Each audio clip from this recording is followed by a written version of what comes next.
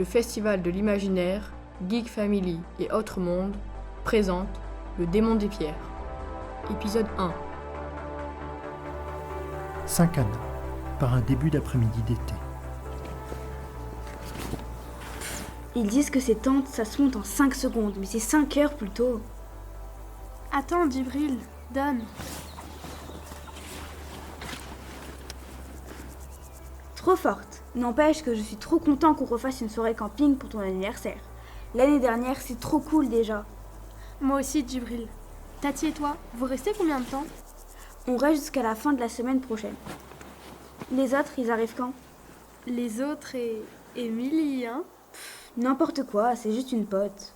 Ouais, c'est ça. On dirait même que tu rougis. Elisa et Djibril sont cousins. Ils connaissent Émilie et Artus depuis la maternelle. Et même si Djibril, Émilie et Artus ont déménagé dans les villages alentours, à 15 ans maintenant, ils sont restés inséparables. Ben tiens, quand on parle du loup.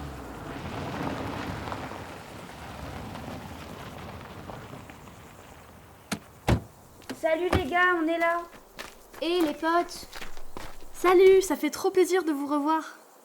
c'est pas comme si on s'était parlé sur Discord ce matin encore. Bah ouais, mais ça fait genre 1000 ans qu'on s'est pas vu IRL. J'aime ton sens de la mesure, Artus. D'autant plus qu'on s'est tous vus il y a moins d'un mois pour ton anniversaire.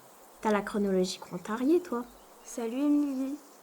Coucou, Djibril, ça va? Les enfants, dépêchez-vous d'installer les tentes et laissez pas traîner vos affaires. Bon, moi je vous laisse la technique, les gars. Monter des trucs, c'est pas mon truc. Tiens, tu lis Les Enfants du Blé? Je l'ai fini il y a pas longtemps. J'ai adoré. Bah, me le spoil pas. Il me reste seulement une dizaine de pages. Mais t'as raison, c'est vraiment bien. C'est la bibliothécaire de Pérol qui me l'a conseillé. Elle ne se trompe jamais. Je l'ai aussi. Les auteurs étaient venus en parler à la bibliothèque de Saint-Cana pour le Festival de l'Imaginaire. C'était il y a 4 ans, je crois. Ils étaient aussi venus à Coudoux pour nous en parler. C'était cool. Ah, moi aussi je l'ai eu. C'est un pote de l'école qui me l'a prêté. J'ai trouvé ça flippant. Oh, pauvre bichette, tu as eu peur? Ça va, c'est pas drôle. Sérieux, les gars? Vous savez ce qui fait vraiment peur là-dedans? Je pense que c'est pas juste une histoire. Quand les auteurs sont venus en classe avec nous, il y a quelqu'un qui a demandé si ça s'était vraiment passé comme ça. Bah non, c'est qu'un livre. Chut. Bah, ce qui est bizarre, c'est que... Vous savez que l'histoire se passe à Saint-Cana? Du coup, la question a gêné les auteurs. Au début, ils ont fait comme s'ils n'avaient pas entendu. Et, comme on a insisté, finalement, ils ont répondu des trucs nuls sur leur manière d'écrire.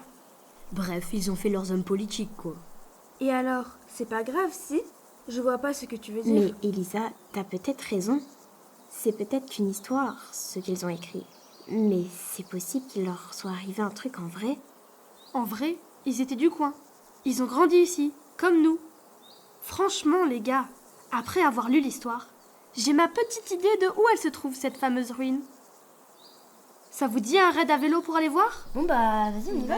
Si tu veux. Maman, Tati, on va faire un tour en vélo, on revient vite.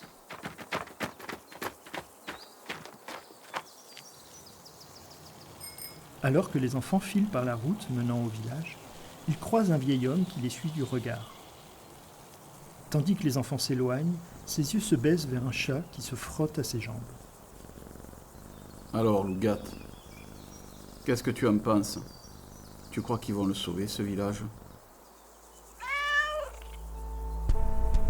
Le Démon des Pierres. Épisode 1. Une audiofiction écrite par Thierry Julien et Vincent Corlet avec les voix des ados de l'atelier Chant Libre, Rose, Lucie, Capucine, Élodie, Emma et Sacha, encadrés par Mariotte Fourissier et avec Vincent Corlet et Thierry Julien. Produite par la métropole Aix-Marseille-Provence et la commune de Saint-Cana pour le Festival de l'Imaginaire, Geek Family et Autres Mondes, édition 2023.